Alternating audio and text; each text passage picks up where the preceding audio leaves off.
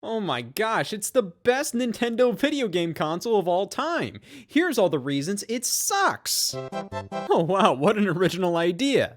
Bitching. As years have gone on, it's become more and more obvious that the Nintendo Switch is one of the best consoles Nintendo has ever made. And it's always kind of like a somewhat lame feeling to say, oh, the Nintendo Switch is the best console of all time. Like, it feels like you have a little more history or just, fine taste if you say something that's like a little older. Is one of the best Nintendo consoles of all time. But, you look at all the stuff that's released for the Nintendo Switch, all the older systems and games available on the console. It truly is like the ultimate Nintendo system, or at least it was at the time of its release. But of course, not everything's perfect, especially this stupid-ass thing. I got a lot of problems with the Nintendo Switch. I do quite like the Nintendo Switch, just because, it's the Nintendo Switch. I think everybody at this point has something about the Nintendo Switch. They're like, okay, yeah, I really do like that. But I just want to talk about a lot of the problems throughout the years that the console has had. Just talk about my thoughts on them. I don't really think I'm going to be, saying anything necessarily that original. Because here's my first complaint. This sucks. The Nintendo eShop on Nintendo Switch is garbage. It feels like over the years it's gotten worse and worse because I believe this is definitely based on like a web page. I feel like they do that to make sure that the Switch OS runs, a lot faster and smoother, or it has more space available because, the eShop is pretty much just a web link. You go to it and, it pretty much is, this is pretty much a web browser. It's pretty much like using a web browser here. And I remember at the launch of the system, this eShop looked basically the exact goddamn same. I believe they added like a rating system at one point for like a week. You could rate a game that you've bought like 1 out of 5 stars or something. They had something similar on like the Wii U and 3DS eShops. But yeah, after like a week, they got rid of it.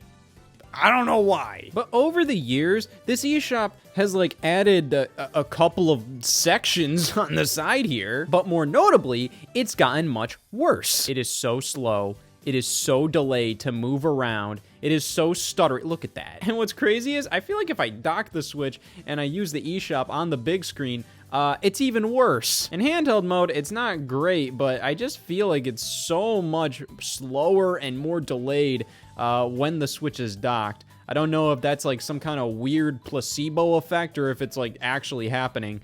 But yeah, either way, this eShop is god-awful. I just went on the PS5's PlayStation Store. That runs perfectly. That runs great. But outside of just running like ass, there's absolutely no quality control on the Switch eShop. I think it was really funny that at the beginning of the Switch generation, I think, Reggie was asked, like, hey, like, why aren't there a ton of Switch games coming out? And he said, like, hey, like, we're going for quality over quantity.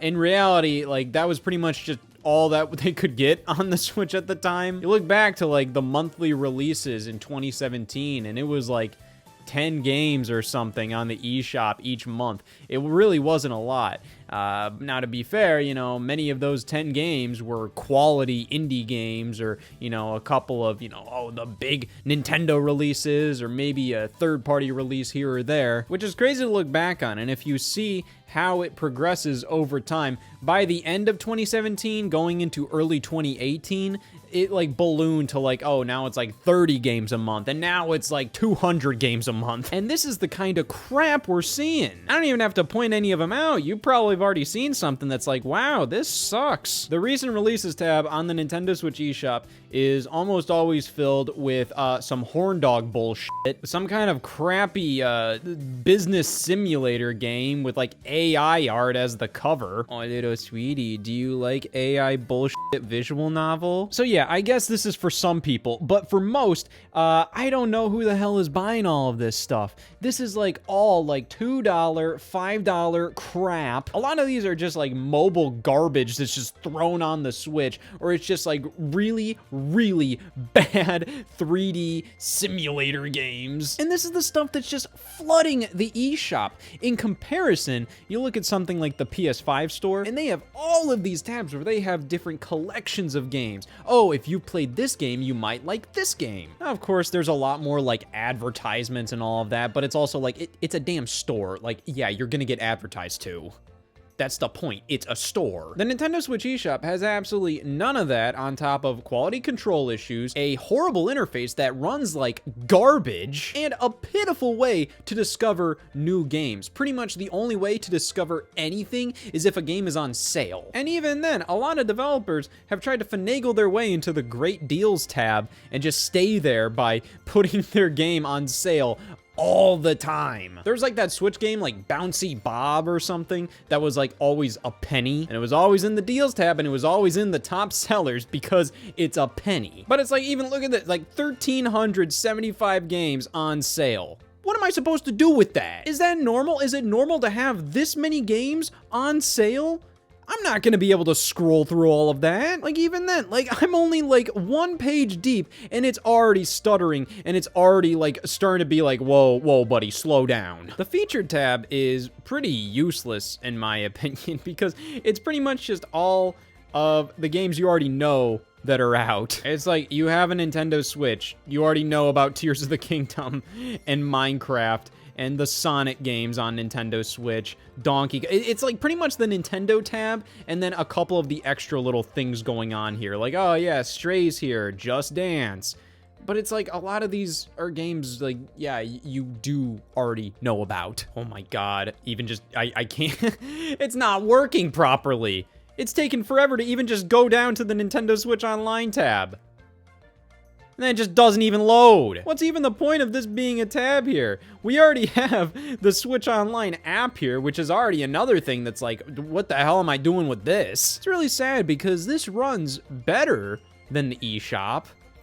Still doesn't run great. There's a bunch of stuff in this app that just feels kind of like, oh, this is kind of cute, but also I'm like, what's the point? Like, I think this whole timeline of like, hey, game archives, you can look back at, you know, like all of the games on Nintendo Switch Online, and, you know, how they kind of look next to each other. They even have like, oh yeah, look at that, this is when that system released. They even have fun little things like, oh, look, the birthday cake, and they say, yeah, the GBA released when you were 7 years old. And it was this moment I realized, I put the wrong year for my birthday on my Nintendo account. I like this, but it's also just completely unnecessary, and it just kind of makes me feel like there's so much more they could do with this little Switch Online app. And they have started to do a couple of things. I think most notably is they're actually integrating with My Nintendo, which, oh my god, finally, something to use My Nintendo for. That website was the replacement for Club Nintendo from back in the day. Club Nintendo had its problems here in North America, but it was at least like something. They discontinued that, launched My Nintendo in like early 2016, and they did nothing with it. It's very strange how this is like a loyalty program for Nintendo fans that is almost entirely designed around playing a couple of Nintendo mobile games, and that's kind of it. But at least you can use your coins from My Nintendo on like some interesting little profile icons, which, you know, hey, I like the fact that they give you the option here, and they cycle in and out of different games. They do it very frequently. I think that's kind of cool. But honestly, other than this profile icon kind of business that they offer, there's no point to this app here. They just kind of added it out of nowhere too. This little icon just appeared randomly one day with a Switch software update, and it's just this giant red bulb. And it's like, oh, cool, well, they must have added this app for a reason. And that's the interesting thing. They didn't. Honestly, a lot of the problems I have with the Switch have to do with the UI. Here's another one. The groups thing right here. Come on, man. It's their own fun way of doing folders. I'm like, just give me fucking folders. I understand the way the Switch UI works is pretty much based on like, hey, what have you recently played?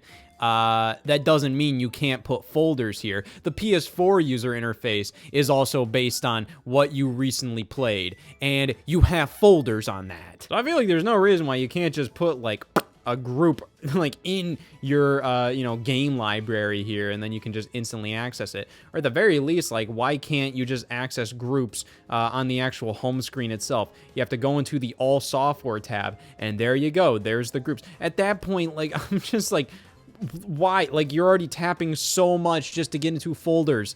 It is more convenient because I do have all like the Switch Online apps here, and it's a little easier to just jump into the group than, try to find it deep down here. But still, why isn't this available like on the actual home screen itself? The lack of themes, yeah, that's kind of annoying. It's kind of like how it is in like Super Mario Maker 2, how in that game you go to the other game styles menu and it just shows one. It's just Mario 3D World. So why is it called other game styles plural? I will give them credit. They do deserve the plural of theme here because there are two. Man, it's been a while since I've used the basic white theme.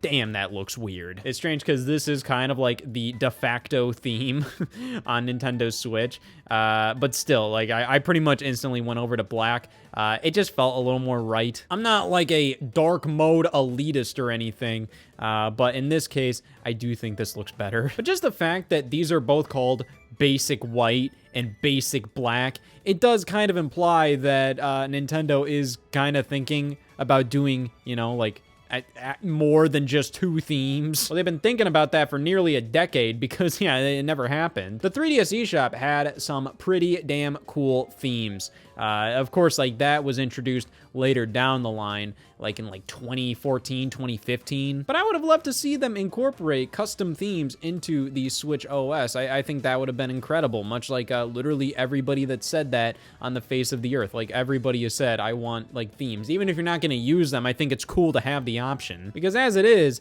damn, this UI is boring. However, I will say, I do like how it functions. I hate the eShop. The Switch Online app is kind of stinky, but the Switch user interface as it is, I think is buttery smooth. It's perfect for what it is. You can get in, get out.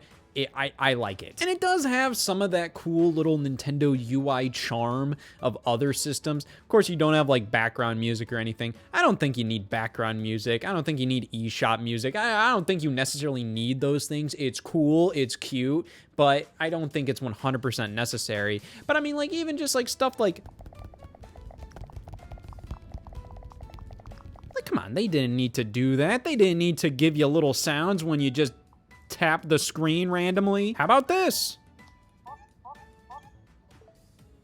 That's something. But I will say, the way the Switch does friends and just, your profiles, your friend list, this online play invites, which, like, was barely utilized until it randomly was. Like, they just introduced this randomly one day, and then, like, no games used it. And then, like, I saw randomly, like, oh, a couple of games used it. Like, I'm like, okay, they just added this randomly and didn't explain it. Okay. The fact that we're using friend codes again, after the Wii U got rid of friend codes, I think is stinky as hell. I don't think it's like the worst thing in the world, but it is definitely pretty annoying, and it is definitively like a step back from what we had on Wii U. Voice chat being tied to their silly little smartphone app is weird. At this point, it doesn't really matter. I think everybody just uses Discord if they want to voice chat during a multiplayer game. But at the same time, like, I'm just like, okay, why even have this stinking mobile app? It's completely pointless. Nintendo does a couple of things like that with Nintendo Switch Online,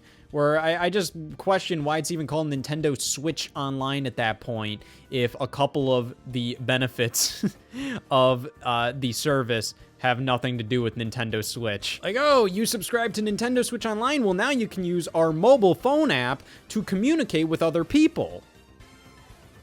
Why? At that point, your phone also has Discord. You could also just straight up call somebody. And then they did the Nintendo Music service, which is a part of Nintendo Switch Online. It's not available on Nintendo Switch. It's only on your smartphone. Okay. And then the fact that the play times of your games is linked to your online Nintendo account, and the only way you can see them is like, oh, what's like the recent like 15 games you've played.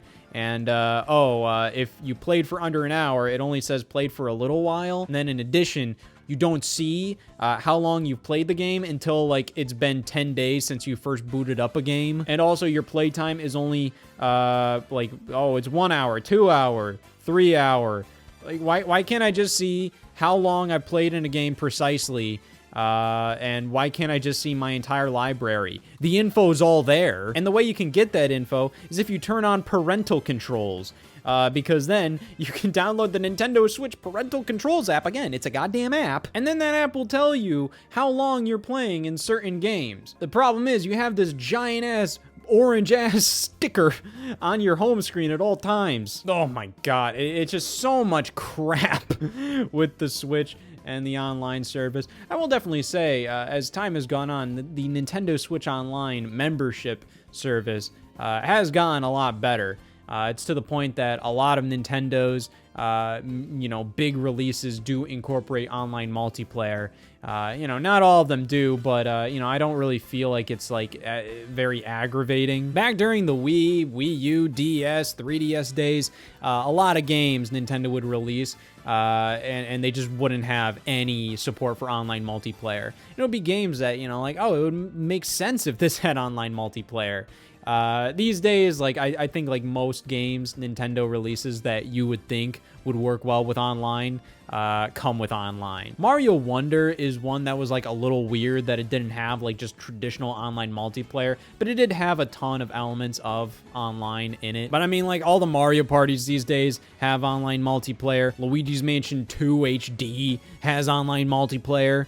Thank God. And the classic games you get with the service, even the expansion pack, I think it justifies the price point. You do get a lot, and they have added a lot over time. They may not be, like, super consistent with their additions, but it's to the point that, like, basically every month you at least get, like, one of the systems getting, like, some updates. The Sega Genesis pretty much had nothing for, like, a full year, but, hey, I mean, whatever. But, hey, these are basically, like, apps with games in them, but let's talk about some apps, because I think it's still a little crazy that the Switch never got, like, Netflix or a traditional web browser. Now, are they necessary? No, of course not, because I guarantee you, if you have a Netflix subscription, you already have devices to watch Netflix on. Same for a web browser. You don't need it on here. But you also don't need a bunch of this other crap. Do I need a Nintendo Switch Online app? No. But just the fact that the Switch does have, like, a Hulu app, it does have a YouTube app, I think Crunchyroll is on here, it shows that Nintendo isn't opposed to apps being on the Switch. I just don't think it's, like, a huge concern of theirs, and I don't really understand why, like, Netflix is like, we don't care. Technically, the Switch does have a web browser, but you gotta, like, finagle your way to get it.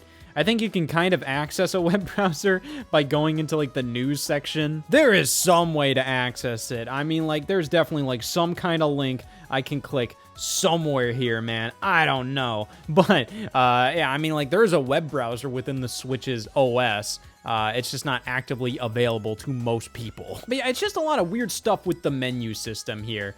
A lot of stuff that's, like, always been there since launch, a lot of stuff that's always bugged me, but at the end of the day, a lot of these ideas, they're not, like, deal breakers. Like, I don't need Netflix on the Switch. I don't need a web browser. You obviously don't need voice chat because you're just gonna use Discord anyways. You don't need a lot of this stuff.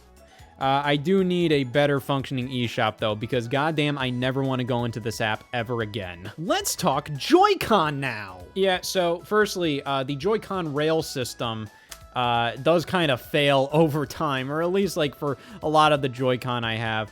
I've had a couple of problems with a couple of my controllers where, just snapping them onto the system, it often isn't enough. A lot of time they kind of jiggle in place and they keep on disconnecting from the rail, and it's like impossible to just play in handheld mode with them because they keep on disconnecting. The feel of the Joy-Con themselves are not amazing. I do find that the Switch is not the most comfortable thing to hold in handheld mode. I did end up picking up one of those like Satisfy grips that you see like, I don't know, like every single YouTuber talk about, and it's 100% because they're sponsored, but I fell for the scam. I got a Satisfy grip and they're okay. It actually did make it more ergonomic and nicer to hold, because as it is, there's no ass here. I find that my hands kind of start going numb when I play the Switch in handheld mode for an extended period of time.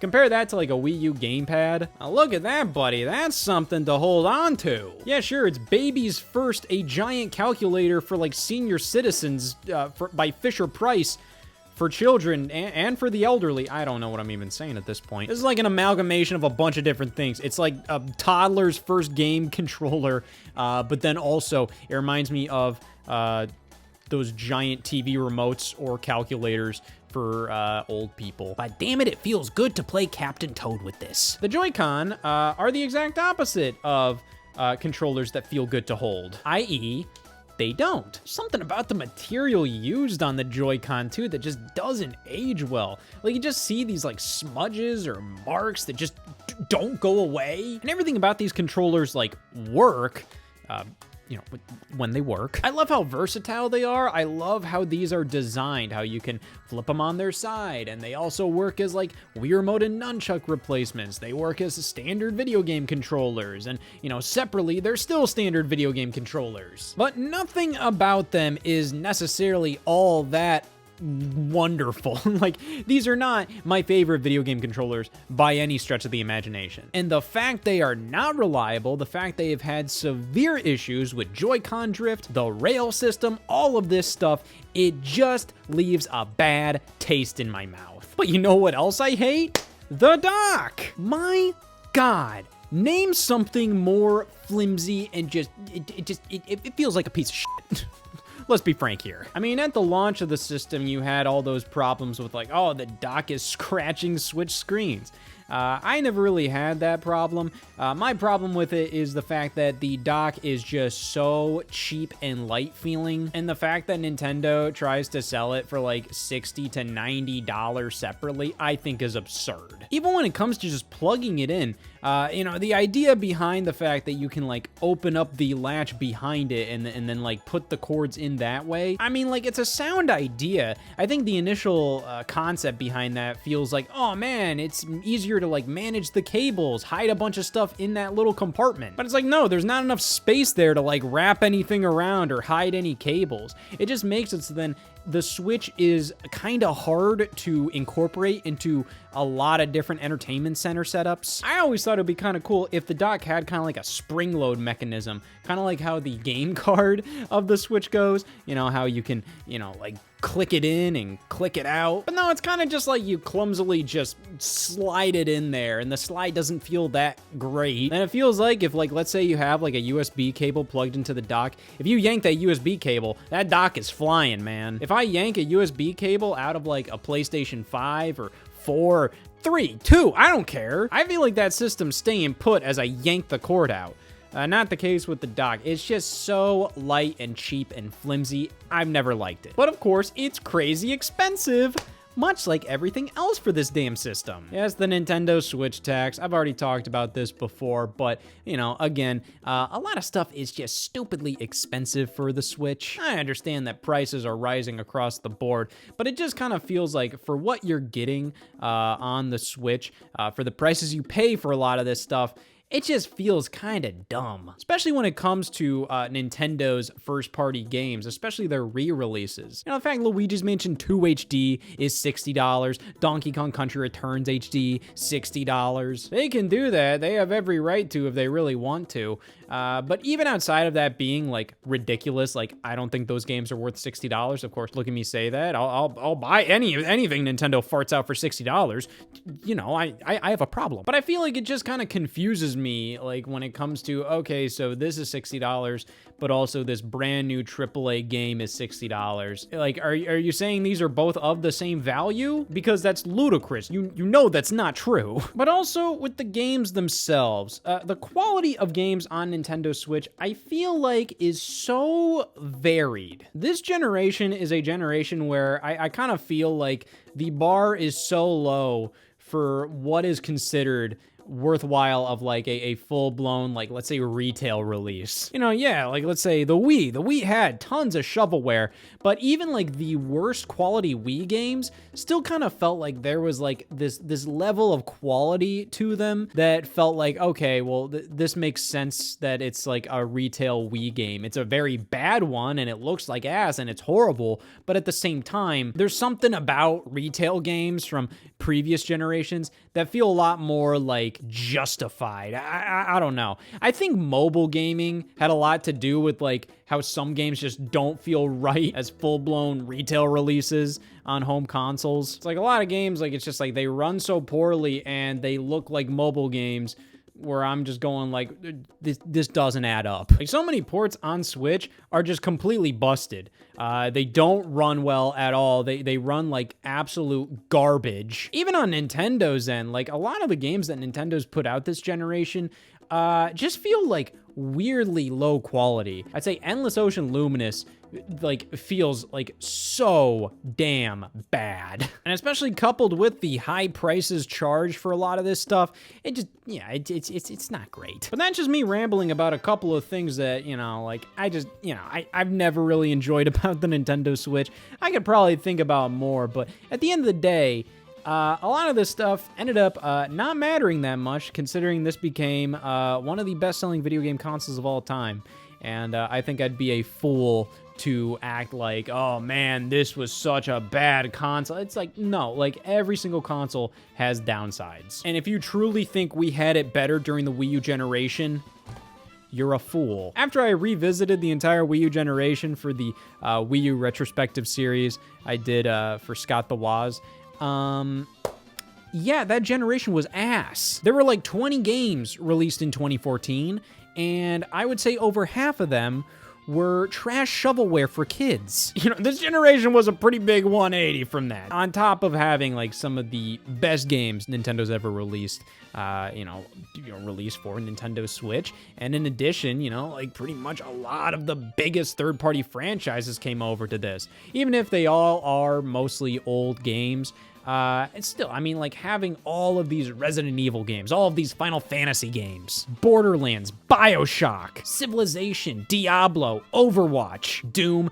Doom Eternal, Wolfenstein 2, Red Dead Redemption, LA Noire, the Grand Theft Auto trilogy, which, you know, sucked ass at first, but, you know, they updated it. It turned out pretty okay. Having all these franchises that wouldn't even dare touch the Wii U. Hey, sometimes even the Wii, GameCube, N64, having pretty much a lot of the heavy hitter games out there release on Nintendo Switch, even if they are older games, even if like the ports aren't as good as something like the PlayStation 4 and 5 versions of the games, still, a lot of the time, the Switch versions have been very competent. And having the full experience portably and also on a Nintendo console for the first time, there's a lot of value there. And I think the Nintendo Switch just kind of did a lot to bring way more people into a lot of certain Nintendo franchises. You know, we've seen a lot of IP grow substantially on this console. You know, I think since the very beginning, because this launched with Breath of the Wild, I think a lot of people that weren't initially fans of the Zelda series gave that a try and really enjoyed it. And since kind of have been a lot more open to stuff other than just the mainstay, oh, Mario Kart, Smash Brothers, Pokemon. You know, we saw the Xenoblade series just explode on the Switch. Metroid Dread became the best-selling Metroid game of all time. You know, what this console did was honestly pretty incredible in the grand scheme of things. You know, this was a pretty insane generation. It's had a lot of lows, but a lot of highs. And I think the highs definitely outweighed the lows. And you wouldn't know that looking at this.